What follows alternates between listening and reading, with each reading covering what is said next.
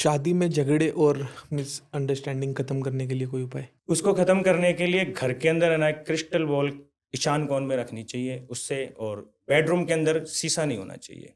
तो पति और पत्नी के बीच में कभी भी कोई भी दिक्कत, कोई भी परेशानी नहीं आएगी दाम्पत्य जीवन के अंदर। बेडरूम के अंदर अगर शीशा है हम्म, और गेट खोलते के साथ अगर शीशा है तो 101% नकारात्मक ऊर्जा, क्योंकि नकारात्मक ऊर्जा शीशा ना दर्पण है, वो नकारात्मक और सकारात्मक दोनों ही ऊर्जाओं को खिंचाव करता है। ओके। उपेंद्र धाकरे वास्तु दोष के एक लेखक हुए हैं, ठीक है। उनके द्वारा वास्तु दोष के बारे में बहुत सारी चीज़ें बताई गई हैं और बहुत सारी रेमेडीज़ भी उन्होंने उसके अंदर लिखी हैं, और मैंने अपने जीवन के अंदर कई लेखकों की किताबें पढ़ी और उनकी रेमेडीज़ मैंने धारण की और उनको देखा, चीज़ें सही हुई हैं। और ऐसे ही मैं एक किसी यजमान के घर गया था, मैं बेडरूम के अंदर जैसे ही प्रवेश किया ना, प्रवेश करते ही सामने शीशा था।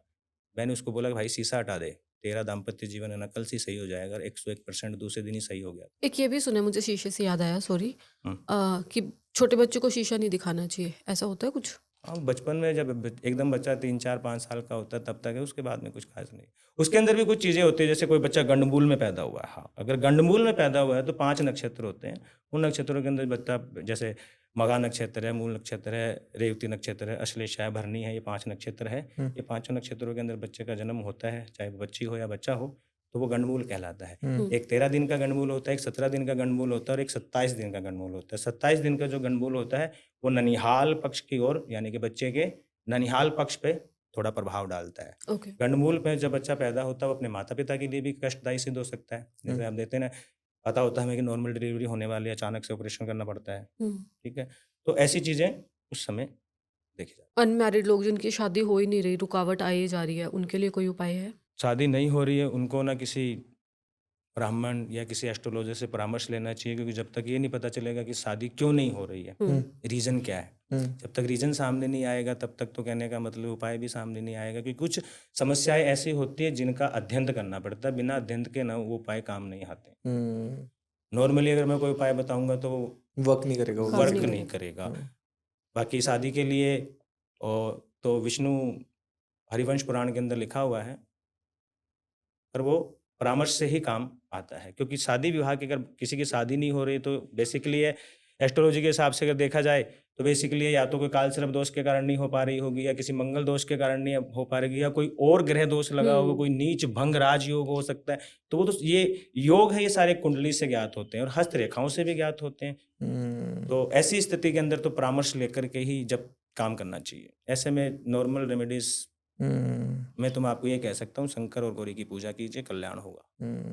सर, आपकी वैसे ये बात बहुत अच्छी लगी मुझे कि आप जिसका उपाय है आप बता देते हो, जिसका नहीं है आप क्लियरली मना कर मैंने देते हो। आपको यही बोला ना कि जो नहीं करना है वो नहीं करना, जो करना है वो करना है। जो जनरली ना पता क्या चक्कर है, लोग बोल देते कुछ भी बोल देते हैं, उनको पता है कि सामने वाले को नहीं पता, बोल दो। और ऐसा या होता है। कंटेंट है, चलो कुछ लोग तो ऐसे रिपीट कर देते हैं, किसी का सुना फिर वही बोल दिया आगे। हाँ, बट ये आपने बिल्कुल ऐसा, हमें फील हो रहा है कि आप अपने एक्सपीरियंस से चीजें बता रहे हो, आपने सच में जो आप बोलते हो साधना की है। क्योंकि नहीं तो आज के टाइम में पता क्या है, जो सोशल मीडिया चल रहा है, जो इंस्टाग्राम चल रहा जी, है, उसमें हर चीज का उपाय आ चुका है। बिल्कुल बताने को तो वो सुन के दोबारा बताया जा सकता है बिल्कुल है ना, बट आपने नहीं बताना चाहते। देखो, कॉपी करना तो हमें आता ही नहीं है और ना हमने सीखा है।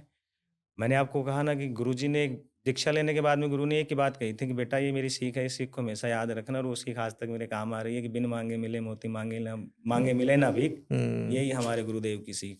तो उसी सीख पे चल रहे हैं तो लोगों का प्यार भी मिल रहा है, राइट। लोगों का आशीष भी मिल रहा है। अच्छा, एक सबसे बड़ी प्रॉब्लम भी है और अच्छी चीज भी है, पैसा, है ना। जी पैसे के लिए, पैसा लाने के लिए हाँ, कोई उपाय? अपनी आर्थिक स्थिति और पैसे का आगमन के लिए तो 2 त्योहार फिक्स हैं, इन पे हम काम करते हैं। जैसे दीपावली गई है, दीपावली पे हम लक्ष्मी यंत्र बनाते हैं, और भी एक 15 यंत्र है वो मैं तैयार करता हूँ, किए हैं मैंने। तो उन यंत्रों को अपने पास रखने से और अपनी तिजोरी में रखने से धनोपार्जन होगा। ओके, 15 जो यंत्र है वो लक्ष्मी को खींचता है। ठीक है। एक 34 यंत्र है वो भी लक्ष्मी को खींचता है। अच्छा, कई लोगों के पास पैसा आ जाता है बट टिकता नहीं है। जिस इंसान के पास पैसा नहीं टिकता ना, उस घर के अंदर वास्तु दोष होगा, क्योंकि किसी भी जगह से ना पूर्ण रूप से वास्तु दोष निकाला नहीं जा सकता। जैसे आज हम इस दायरे में बैठे ना, देखने को मैं देख रहा हूँ, इतनी देर से देख रहा हूँ, देखने को सब कुछ मुझे चौरस लग रहा है, परंतु इसमें भी किंतु परंतु है वास्तु दोष में कहीं ना कहीं छोटा। क्योंकि वास्तु दोष कभी भी पूर्ण रूप से आयतकार है ना चीज़ नहीं मिलती है, कहीं ना कहीं थोड़ी बहुत कमी बेसी रह जाती है। ओके। तो उस पैसे नहीं रुकने का कारण वास्तु दोष के कारण भी पैसा आता है, चला जाता है, और बहुत सारी चीज़ें हो जाती है जीवन के अंदर। किसी की नज़र लगने से भी पैसा ना बर्बाद होने लग जाता है, कोई इंसान कुछ करा देता है तो भी बर्बाद। तो उन चीज़ों के अंदर तो परामर्श ही ज़रूरी है, उनके अंदर नॉर्मल उपाय नहीं है। नॉर्मल उपाय तो मेरे पास एक ही है, भगवान शंकर और गौरी की पूजा करो और मस्त। क्या कोई भी उपाय, मंत्र, तंत्र किसी भी तरीके से अगर कोई चाहे, तो जैसे कोई चाहते हैं कि हमें बेटा चाहिए, तो ऐसी चीज़ होती है? कईयों की लड़कियां ही लड़कियां होती हैं, हुँ। 2-2 लड़कियां हो गई, 3-3 लड़कियां हो गई, लड़के नहीं होते, तो वो इंसान वाजिब है कि वो इंसान परेशान है कि वो बिल्कुल। लड़का चाहते हैं, वंश चलाने के लिए लड़का चाहिए। तो इन चीज़ों का समाधान है, वेदों में भी है, शास्त्रों में भी है। 4 वेद है, 6 शास्त्र हैं, 18 पुराण हैं, इन सब में उनका विवरण दिया गया है, सारी चीज़ें होती हैं। और कुंडली से ये भी बताया जा सकता है कि अगर गर्भ में बच्चा है तो लड़की होगी या लड़का होगा, ये सारी चीज़ें आती हैं सामने, बताया जा सकता है इनसे। 100% ट्रू बताया जा सकता है। मैंने तो अपने जीवन के अंदर एक बार एक ऐसे इंसान को बैठे-बैठे बोल दिया था, मुझे तेरे लड़का हुआ, लड़का हुआ। और जब हम किसी आपको कुंडली दिखाते हैं या कोई किसी को कुंडली दिखाता है, तो उस पे कुछ इफ़ेक्ट भी पड़ता है? जैसे हम बार-बार किसी को कुंडली दिखाएँ, क्या कुंडली में या देखो, फिर अगर एक ही लाइफ में? जगह से अगर आप परामर्श ले रहे हो और आपके काम हो रहे हैं, पहली हुँ, बात तो देखो देखो हुँ, सही और गलत की पहचान इंसान को स्वयं करनी पड़ती है। इस बात के ऊपर बहुत सारे लोग भी चर्चा करते हैं, आप भी कर रहे हैं, हम भी थोड़ी हुँ। देर पहले कर रहे थे।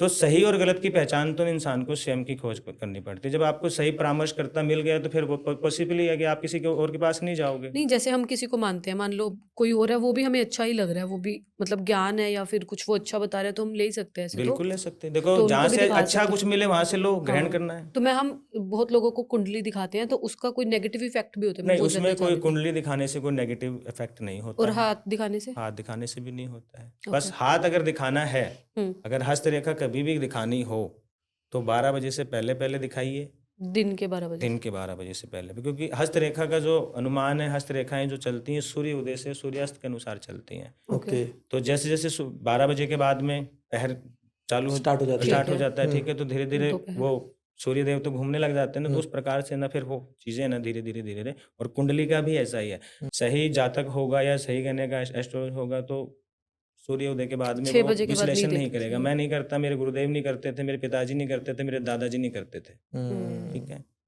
और गंगानगर के अंदर मेरे रिलेटिव है, मेरे मामा जी लगते हैं, वो भी यही काम करते हैं, उनका भी आज पूरे गंगानगर के अंदर नाम है, वो भी नहीं करते। सूर्य उदय से लेके सूर्यास्त के 1 घंटे पहले तक अगर कुंडली आ गई तो विश्लेषण करते हैं, नहीं तो नहीं करते हैं, साफ मना कर देते हैं। चाहे सामने वाला 2100 रुपये दक्षिणा दे, चाहे 11,000 दे, कल आ जाना, दे देना, दिखा लेना। एक हम एस्ट्रोलॉजर से मिले थे, वो ना चार्ज नहीं करते कुछ। तो उनकी शॉप है, वो जैसे कुछ उपाय बताते हैं, उनके ब्रदर की शॉप है, वो वहाँ से सामान ले सकते हैं, कोई ज़बरदस्ती नहीं है कि वहीं से लेना है। उन्होंने बता दिया गिलेटी यंत्र लेना है तो आपकी इच्छा है। और हमने जैसे उनको देने की भी कोशिश की, जब उन्होंने हमें बताया, तो वो कहते हैं कि नहीं, जो साधक होते हैं वो पैसे नहीं लेते। हाँ, तो मैं भी नहीं लेता। अपनी स्वेच्छा से आप मुझे कुछ भी दे दो, आप अपने आप को छोड़ कर के आप मुझे कुछ भी दान में दे दो, मैं ले लूँगा, ओके। ठीक है? क्योंकि दानम भी समानम, सामने वाला अगर कुछ दान में अगर आप मेरे पास कुछ काम कराने के लिए आए हो, हुँ, हाँ, जो सामग्री है, मान लो कि आप मेरे पास आए हो किसी समस्या को लेकर के, मैंने आपको कह दिया कि भई 3 वैदिक पूजा करनी पड़ेगी, हुँ। नवग्रह शांति हवन करना पड़ेगा, उच्चाटन का हवन करना पड़ेगा, कर्म योग पूजा करनी पड़ेगी, ये 3 पूजा मैंने आपको बता दी। तो पॉसिबल है जिसके उसके अंदर जो भी सामग्री है, रोली है, मूली है, हाँ, वो गौलोचन सब है, सामने केसर है, वाला ही लवलेश लेगा, है, वो तो हम ही लेंगे। वो या तो आप लेके आओ या हम अवेलेबल कराएँगे। अगर हम अवेलेबल कराएँगे तो तो आपको उसका पेमेंट करना पैसा पड़ेगा, राइट, और राइट, आप राइट। लेके आओगे तो हम अपना कर्म करेंगे, आपकी पूजा पाठ करवाएँगे, हवन करवाएँगे, हवन करवाने के उपरांत में आपकी स्वेच्छा हो तो आप हमें ₹1 दान में दो, आपकी स्वेच्छा हो तो आप हमें ₹1,00,000 दान में आप दो। माँगते ऐसे कोई नहीं हो। फिक्स नहीं है, माँगते नहीं हो आप। भाई सामग्री का खर्चा हुँ। लगता है। नहीं, बाकी इसका मेरी कोई दक्षिणा नहीं है, अपनी इच्छा से अगर इंसान कुछ देना चाहे तो उसको मना नहीं इसका किया जा सकता। कारण क्या है कि माँगते नहीं है? बोला ना, बिन माँगे मिले मोती, माँगे मिले ना भीख, मेरे गुरु की सीख। बोला तो आपको, सब कुछ तो मिल रहा है संसार में, और क्या चाहिए? वैसे इससे पावर भी कम होती है वैसे माँगने से? पावर भी कम होती है? ऐसा कुछ होता है? नहीं, ऐसा कुछ नहीं होता। बाकी माँग करके चीज़ मिलती नहीं, माँगने से तो भीख भी नहीं मिलती इंसान को। आप ये सोचो, अगर कोई इंसान भीख माँगने आया तो कई बार उसको बेचारे को भीख ही नहीं मिलती माँगने से। हाँ। तो भीख ही नहीं मिलती तो फिर माँगने का तात्पर्य क्या है? कर्म पिशाचनी तोड़ने के लिए कोई मंत्र या जाप है? देखिए, करण पिशाचनी तोड़ने के लिए करण पिशाचनी भी एक साधना ही है, ठीक जी। है?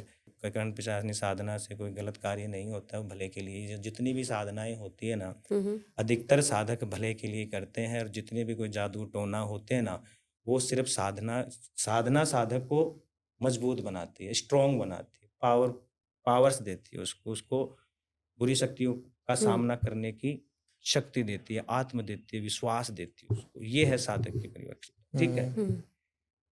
और जो जादू टोना करते हैं या कोई बुरी चीजें करती हैं, सब आत्माओं से कराया जाता है। उनको वचनबद्ध कर लिया जाता है, उनको कीलना कर ली जाती है, उनको बंधनित किया जाता है, फिर किया जाता है, उनको भोग दिया जाता है, फिर करती है काम। बाकी जितनी भी साधनाएं ना, साधनाएं भला करने के लिए बनी।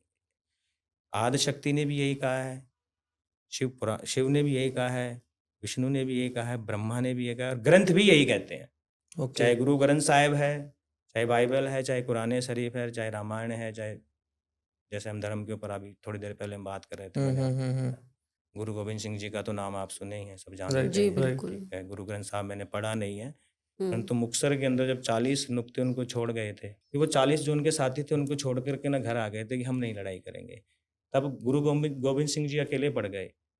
जब इंसान अकेला होता है, परेशान होता है, तो क्या करता है?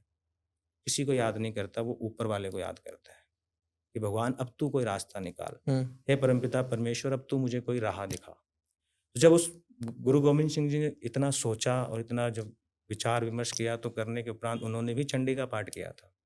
मुक्तसर के ऊपर जब चढ़ाई की थी तो चंडी का पाठ किया था, और ऊपर परमपिता परमेश्वर को आसमान में देख करके उन्होंने एक बात कही थी कि सखा सहा सब तज गयो को न निभायो साथ, विपत्ति में एक रघुनाथ टेक गुसाई। ये बात उन्होंने उस रघुनाथ को कही है। ये ग्रंथ साहिब में लिखी होगी ये बातें, मैंने पढ़ा नहीं, अपने गुरुदेव से सीखा है। तो वो 40 के 40 नुक्ते घर गए थे ना, वो वापस आ गए।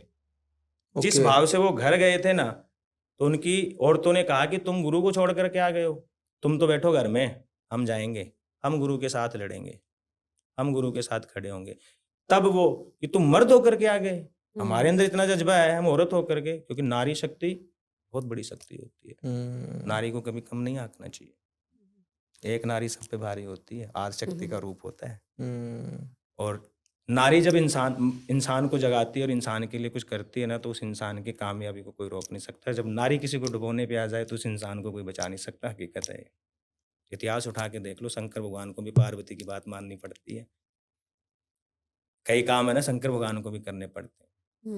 सोमदेव एक भक्त थे, उनकी 12 साल की आयु थी, उनकी कुंडली के अंदर अष्टम भाव के अंदर योग बना हुआ था, स्वयं उनके पिता ने देखा था, और अल्पायु उनकी लिखी हुई थी। तो पार्वती बोले कि इसके अल्पायु का वर जो भाग्य उसको चेंज करना पड़ेगा, नहीं तो मैं सोनचिड़ी बन करके उठ जाऊंगी, बैठ जाऊंगी।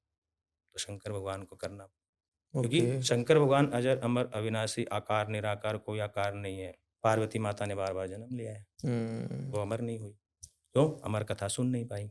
कई बार सुनाई शंकर भगवान ने, पर सुन नहीं पाई, सो गई थी। सुभद्रा सो गई थी जी।